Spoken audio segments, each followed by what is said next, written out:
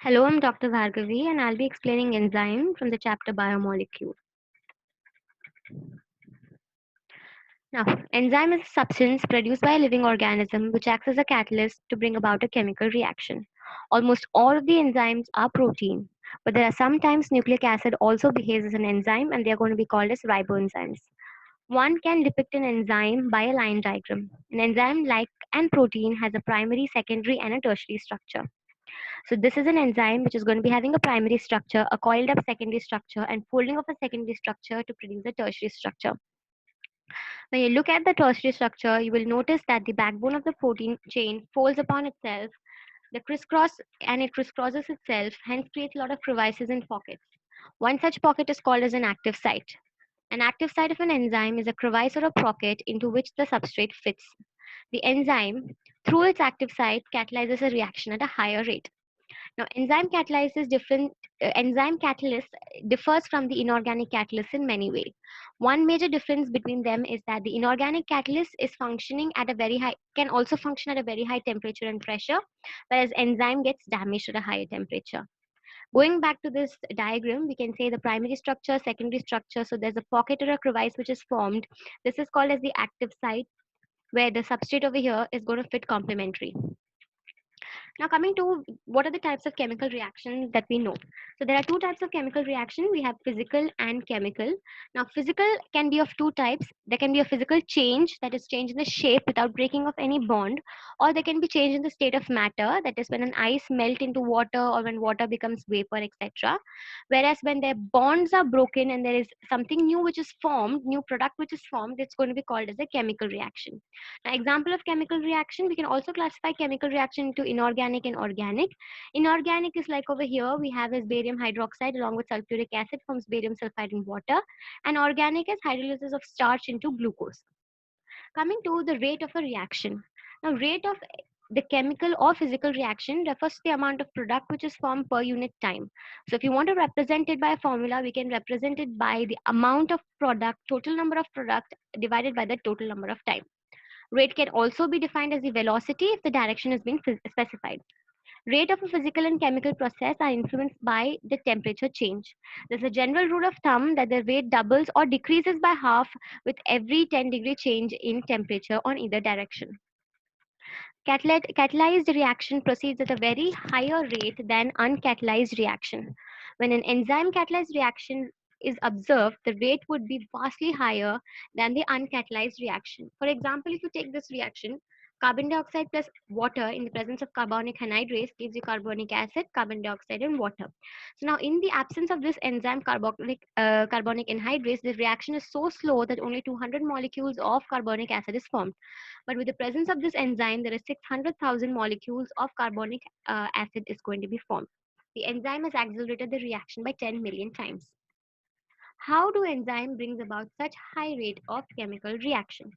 Now, the chemical reaction, or we can call that as a metabolic conversion, it's also called as the metabolic conversion. Now, the chemicals which is converted into the product is going to be called as the substrate. Now, hence the enzyme, that is the protein with a three-dimensional structure, including an active site, is going to convert the substrate into product. It is now understood that the substrate has to bind with the enzyme at its active site within the given clips or a pocket.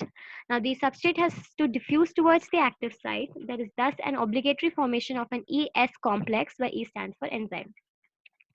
The complex formed is a transient phenomena during the state where substrate is bound to the enzyme active site and a newer structure of the substrate called the transition state is formed. After the expected bond breakage and makage is completed, the product is released from the active site. In other words, the substrate gets transformed into the product. To understand this, let's just look at this picture. So we have this is the enzyme and this is the substrate over here. The substrate is going to bind with the active site of the enzyme and it leads to the formation of a complex which is called as the enzyme substrate complex, which is basically a transient phenomena. That is, it occurs for a very short period of time. After this, the substrate is going to be converted into product and it is going to be released from the active site. So then what we get is product along with the enzyme. When we look at this with the help of a graph, Okay, so we're going to see it with the help of a graph in the next slide. So you're going to have two axes. There is a y and x axis, and the y-axis is going to represent the energy content, and the x is going to represent the progression of the structural transformation of the state through the transition state. So there are two things which we can notice. The first is the energy level difference between S and P. If P is at a lower level than S, the reaction is exothermic reaction. Now one need not supply energy in order for the product to be formed. However, whether it is an exothermic or an endothermic reaction, the S has to go through a much higher energy state or the transition state. The difference in average energy content of the S from that of the transition state is going to be called as the activation energy. Enzyme eventually brings down the energy barrier and making the transition of an S to P smoothly. So what basically it states that this over here is the substrate and this over here is going to be the product. Now for the conversion of the substrate into the product, it has to, after it binds with the enzyme, it has to go through a transition phase. Now this transition phase is going to occur in all the reactions, irrespective if it has been catalyzed with an enzyme or not. If it is not catalyzed with an enzyme, the transition state is going to require a lot amount of energy. So this energy difference between the substrate and the transition state is going to be called as the activation energy, which is quite high in case of a uncatalyzed reaction, that is a reaction without an enzyme. Whereas a reaction with the enzyme, the transition state is going to be much lower. That is, the energy difference between the substrate and the transition state is much lower. So there's going to be a smoother and easier conversion between the substrate to the product. Coming to the nature of enzyme action. The catalytic cycle of an enzyme action can be described in the following steps. Now, the substrate binds to the active site of the enzyme, fitting into the active site.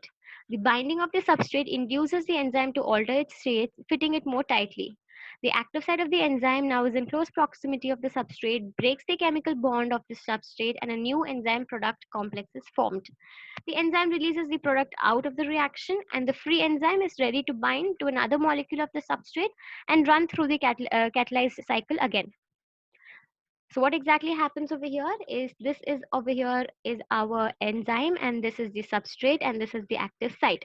The substrate is going to bind to the active site of the enzyme, leading to the formation of enzyme substrate complex.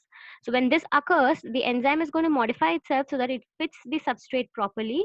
And while this happens, the substrate is going to be in close proximity with the enzyme, and certain bonds are broken, and there is a certain change in the substrate. The substrate gets converted into product. Now the complex which is formed over here is going to be the enzyme product complex. After this, the product is going to be released by the enzyme, and the enzyme returns back, and it's going to continue with another substrate. Now let's take the same thing but with an example. Let's take the substrate as hydrogen peroxide, and we have an enzyme which is peroxidase. So this is going to lead to the formation of a complex, and then afterwards the hydrogen peroxide is going to change, because as it binds with the enzyme there's going to be certain alteration. It leads to the formation of water and hydrogen, and then afterwards it's going to be released. So we have the enzyme peroxide which is intact, but the substrate which was hydrogen peroxide is going to be released as water and oxygen. Thank you.